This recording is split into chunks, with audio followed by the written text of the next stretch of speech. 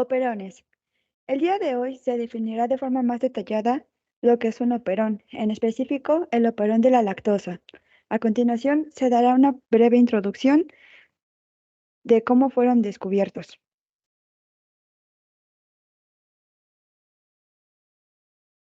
Muchos de los principios de la expresión génica bacteriana fueron definidos por primera vez gracias a los estudios del metabolismo de la lactosa en E. coli, que puede utilizar lactosa como una única fuente de carbono.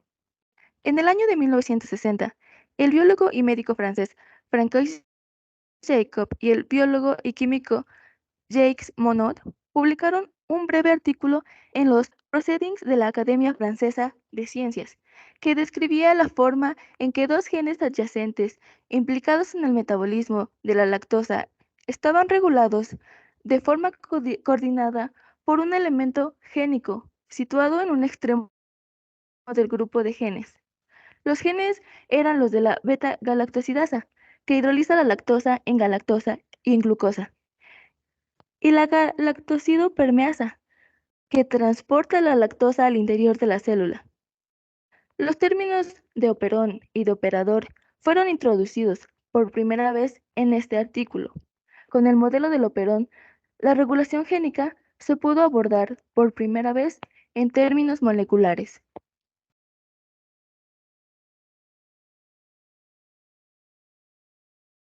¿Qué son los operones? Los operones son unidades funcionales de la expresión genética que permiten que los genes se transcriban y traduzcan de forma cotidiana. Están conformados por genes y por un solo promotor. Las secuencias de regulación, a pesar de no ser parte de ellos, son importantes, ya que regulan los genes estructurales. A continuación se dará una breve explicación de las conformidades del operón. Genes estructurales. Son componentes de un operón que van a codificar proteínas o ARN funcionales. Contienen información genética, la cual es necesaria para la síntesis de proteínas o de enzimas. Zona P o promotor. Es una región de ADN que sirve como un elemento de control, la cual será reconocida por la RNA polimerasa para llevar a cabo la transcripción. La zona o también conocida como operador. Al igual que el promotor, es una zona de control y una región de ADN que será reconocida por la proteína reguladora.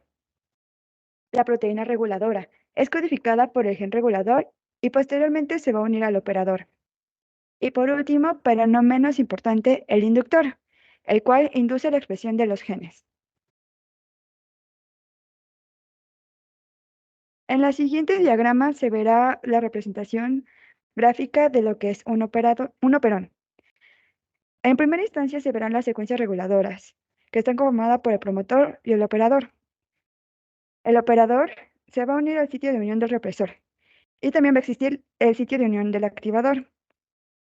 Vemos también lo que es la cadena de genes transcritos como unidad. En sí es solo un gen, pero se van a ver divididos en el esquema como el gen A, gen B y gen C.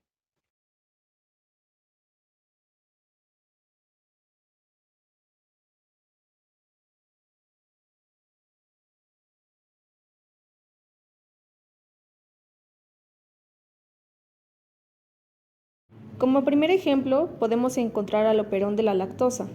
Hay que recordar que la lactosa se va a encontrar en un medio extracelular y para poder entrar dentro de la célula va a requerirse forzosamente de una proteína permeasa. En este caso va a ser conocida como la glucosidopermeasa. Una vez que la lactosa se encuentra dentro de la célula, la beta-galactosidasa, que es una enzima, va a actuar sobre esta y va a crear dos distintos componentes. Por un lado, podemos encontrar a la galactosa más glucosa y por otro lado, podremos encontrar a la alolactosa. Como ejemplo de este promotor, vamos a encontrar tres genes que se van a transcribir de forma continua: LAC-Z, LAC-Y y LAC-A. LAC-Z va a ser el responsable de codificar a la beta-galactosidasa. LAC-Y es la responsable de codificar a la permeasa y LAC-A a una transacetilasa.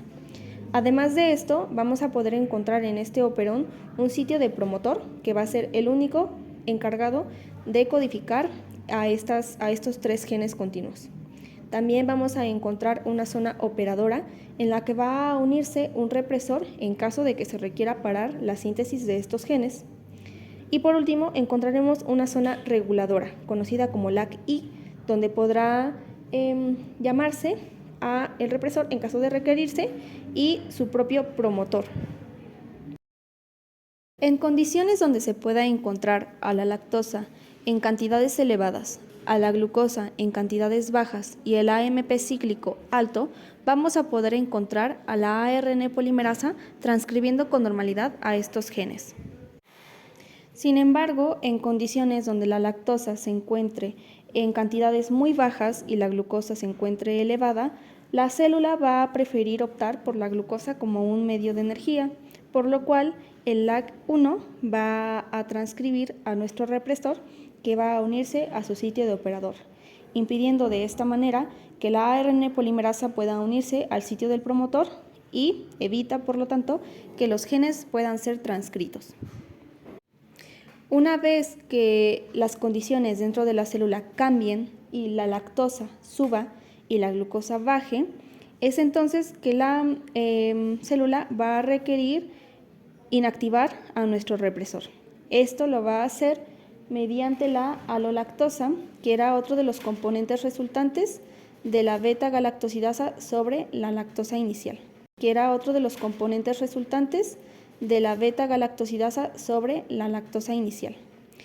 La alolactosa va a unirse al represor y de esta forma va a cambiar su conformación.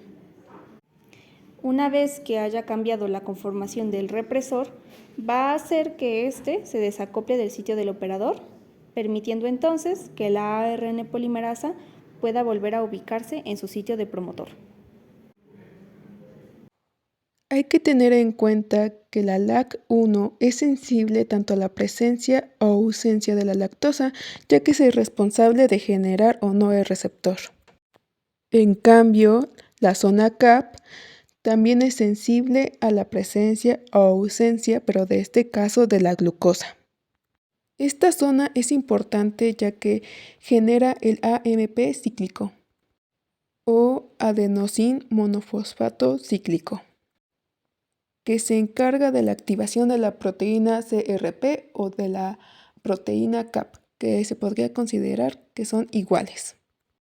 Esta proteína se une al sitio CAP provocando que la transcripción se active.